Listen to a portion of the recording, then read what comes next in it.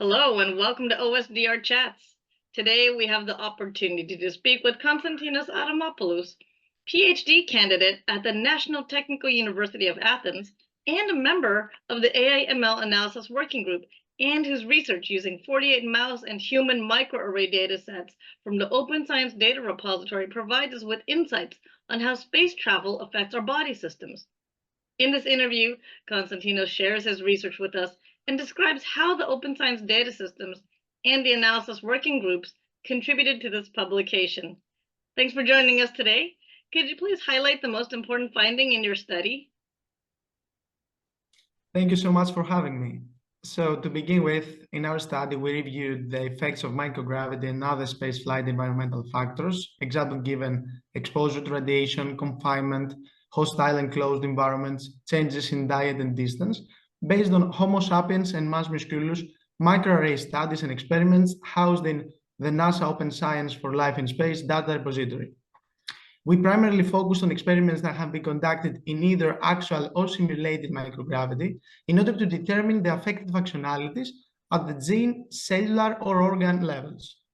The aforementioned studies confirmed that an altered gravitational environment causes multiple physiological alterations to both mouse and human musculoskeletal, immune, cardiovascular, vestibular, integumentary, and nervous system, including several biological processes such as metabolism of skeletal muscle, bone formation response, inflammatory response, apoptosis and cell progression in PBLs, impaired activation of T cells, stem cell differentiation, cell cycle disruption in hair follicles, neuron morphogenesis, neural synaptic signal migration, cell morphology, and diverging cell cycle in cancer cell lines.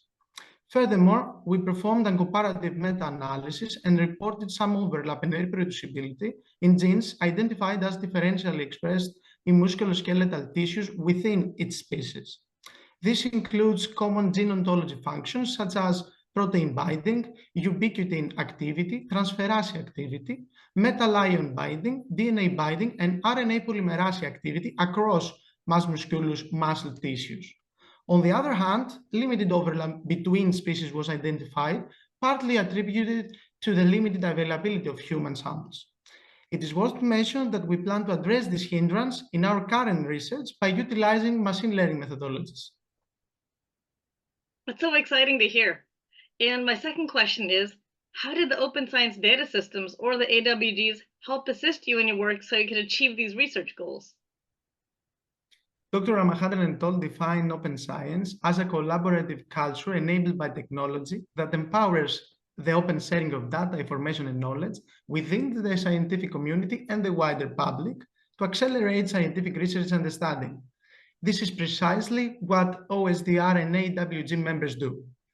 At this point, I would like to express my gratitude to those who have provided support and guidance for this research, especially Dr. Sylvain Coste, Dr. Lawrence Sanders, and the entire AI for LS and GeneLab team. I'm deeply honored to have the opportunity to collaborate with them and look forward to our upcoming research projects. OSDR and AWG members aim to contribute to laying the groundwork for the forthcoming decades of spaceflight. Thanks for sharing your enthusiasm with us, and we look forward to hearing from you. We appreciate you sharing your time with us and with our viewers. And to our audience out there, you can learn more about this work, how to join the analysis working groups, and access the data sets analyzed in this work with the links provided in the description section below. Thank you and have a great day.